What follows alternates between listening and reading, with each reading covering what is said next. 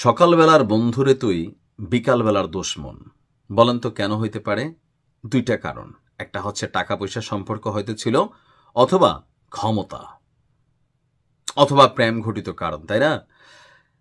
গেল 17-18 বছর যাবৎ বা এর আগেও একটা সময় থেকে প্রায় আমার হিসাবে 25 বছর বিএনপি এবং জামাতের যে বন্ধুত্ব ছিল, এই নির্বাচনকে কেন্দ্র করে ক্ষমতায় কারা যাবে, তারা তাদের বিরুদ্ধে একের পর এক বক্তব্য, একদল আরেক দলের বিরুদ্ধে। আগে যে কাজটা আওয়ামী লীগ করা লাগতো, এই কাজটা এখন বিএনপি করতেছে জামাতের বিরুদ্ধে। আর বিএনপির বিরুদ্ধে আগে যে কাজটা শেখ হাসিনা বা আওয়ামী লীগ করতো, এটা করে দিচ্ছে জামাত। আর আওয়ামী লীগের ফ্যান ফলোয়ার বা আওয়ামী লীগের নেতাকর্মীরা বিষয়টাকে উপভোগ করছে যে ধরেন কে কোন প্ল্যাটফর্মে গিয়া মজা নিবে। এটা কিন্তু শুরু হয়ে গেছে। এখন এইটা এমন এক পর্যায়ে চলে আসছে যে অলরেডি সংঘর্ষ তৈরি হচ্ছে। তো জিতছে কারা? কুমিল্লার ঘটনা। কুমিল্লার মধ্যে শিবির অধ্যুষিত একটু বেশি যে এরিয়াগুলো, এর মধ্যে হচ্ছে 14 গ্রাম, তারপর হচ্ছে নাঙ্গলকোট, বরুড়া, এইসব অঞ্চলে কিন্তু শিবির বেশি, মানে প্রকাশ্যে তাদের অ্যাক্টিভিটিসটা একটু বেশি। আবার বিএনপিরও সেখানে শক্তিশালী অবস্থান। তো দুইটা শক্তি যখন কাছাকাছি শক্তিশালী হয়, তখন সেখানে সংঘর্ষই হবে। ঘটনার প্রেক্ষাপট কুমিল্লার 14 গ্রামে বিএনপি নেতাকর্মীদের সাথে জামাত এবং শিবিরের নেতাকর্মীদের ব্যাপক সংঘর্ষের ঘটনা ঘটেছে। বিএনপির একটি ইউনিয়ন কার্যালয় এবং একটি কর্মীর বাড়িও ভেঙে দিয়েছে জামাত এবং ছাত্র শিবিরের কর্মীরা, দৈনিক ইত্তেফাকের নিউজ।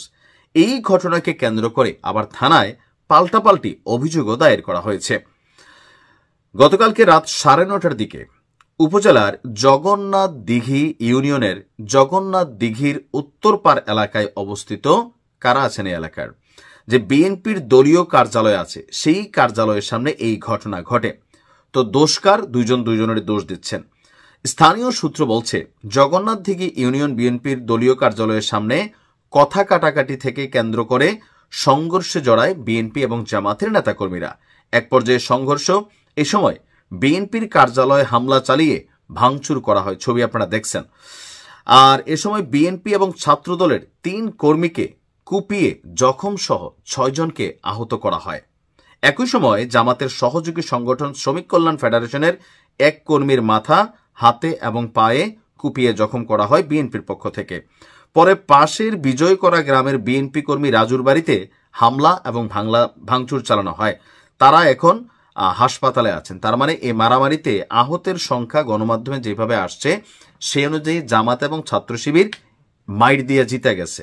মাইর খাওয়ার পরিমাণটা বেশি হচ্ছে বিএনপির।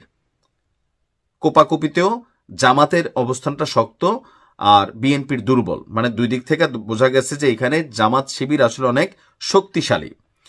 উপজেলা বিএনপির সাধারণ সম্পাদক শাহ আলম যিনি আছেন, তার বক্তব্য হচ্ছে, রাতে স্থানীয় স্বেচ্ছাসেবক দলের একটি অনুষ্ঠান শেষে ইউনিয়ন বিএনপির কার্যালয়ে 6-7 জন নেতাকর্মী অবস্থান করছিলেন। এ সময় জামাত শিবিরের 30 থেকে 40 জন নেতাকর্মী অতর্কিত হামলা চালিয়েছেন। এই কথার মধ্যে একটু ফাঁক আছে। তারাও এখানে বৈশা আছে, 30 জন 40 জন মানুষ গিয়া সন্ত্রাসী হিসেবে হামলা চাললো, নাকি অন্য কোনো কথা কাটাকাটি ছিল যে একটা পর্যায়ে ঘটনা ঘটল। এরপর বলা হচ্ছে যে বিএনপির কর্মীরা বাধা দিতে গেলে তাদের মারধর করা হয় এবং জামাত শিবিরের নেতাকর্মীদের ধারালো অস্ত্রের আঘাতে বিএনপি এবং ছাত্রদলের 3 কর্মী রক্তাক্ত হয়। এছাড়া আহত আরও 3 জন স্থানীয়ভাবে চিকিৎসা নিয়েছেন।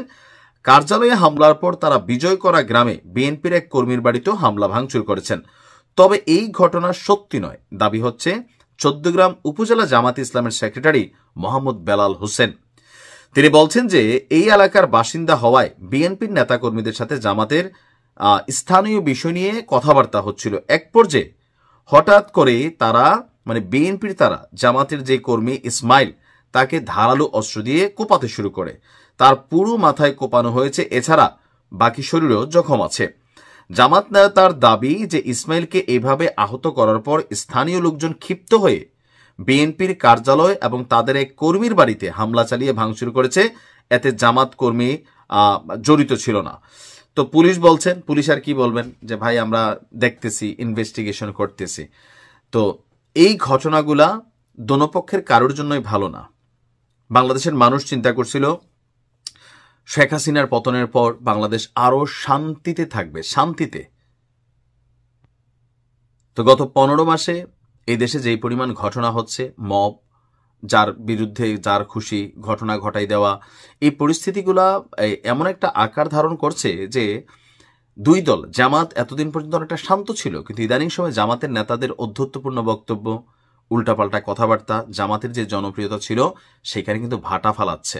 আবার বিএনপির প্রতিও যে জনপ্রিয়তা ছিল, বিএনপির জায়গাতেও কিন্তু কিছুটা ভাটা পড়তেছে। কারণ দল হিসেবে বিএনপি বা জামাত এমনভাবে শক্তিশালী না যে ধরেন 51% ভোট তাদের ব্যাংকে আছে, নাই। বিএনপির ভোট আছে ধরেন অ্যাভারেজে 30 থেকে 40%, জামাতের ভোট আছে 20 থেকে 30%, আওয়ামী লীগের ভোট আছে এই দেশে 30 থেকে 40%, এখন অনেকটা কম আছে। বাট এই যে ফ্লোটিং ভোটারগুলা, তারা তো ফ্যাক্ট রাখে। এখন এই বিষয়গুলো যখন গণমাধ্যমে আসে, দেখে, মানুষের মধ্যে প্রতিক্রিয়া তৈরি হয়। সো দুই দলেরই উচিত রাজনীতির জায়গায় রাজনীতি কিন্তু কারোর জীবন নষ্ট করা, বাড়িঘরে হামলা চালানো, ভাঙচুর করা, এটা রাজনীতির সৌন্দর্য না। এতে রাজনৈতিক দলগুলোর প্রতি মানুষের ওই যে পুরান যে আওয়ামী লীগের প্রতি ধারণাটা ছিল, এখন আবার ঠিক একই ধারণা এই দুইটা দলের প্রতি কিন্তু গজানো শুরু হয়েছে। আর এটা কন্টিনিউ হইতে থাকলে এটা লাভ হয়ে যাবে আওয়ামী লীগের, এছাড়া অন্য কেউ এটার ফায়দা পাবেন না। রাজনীতির জায়গায় রাজনীতি থাকবে, কথা কাটাকাটি হইতে পারে, কিন্তু তা নিয়ে একজন আরেকজনটা মাইরা ফেলা, তারপর হচ্ছে যে হাসপাতালে পাঠানোর মতন অবস্থান তৈরি করা, বাড়িঘরে হামলা ভাঙচুর, কারোর রাজনৈতিক কার্যালয় ভাঙচুর, এই যে আওয়ামী লীগের শত শত কার্যালয় ভাঙচুর করা হয়েছে, এখন বিএনপিরটা জামাত করতেছে, জামাতেরটা বিএনপি করবে, রেজাল্ট কি? পরিবর্তনটা কি? ভালো থাকুন।